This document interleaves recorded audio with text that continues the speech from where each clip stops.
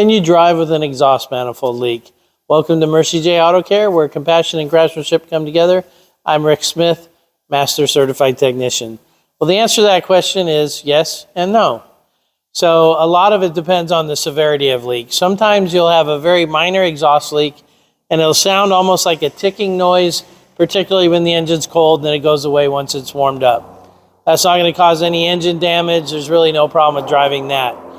If you have a major exhaust leak, you have a couple of potential issues. One is if that exhaust is getting into the cabin through the ventilation system, now you have a risk of carbon monoxide poisoning because you are not now putting your exhaust all the way out behind the back bumper. You're actually putting it inside the car. So in that case, it needs to get fixed.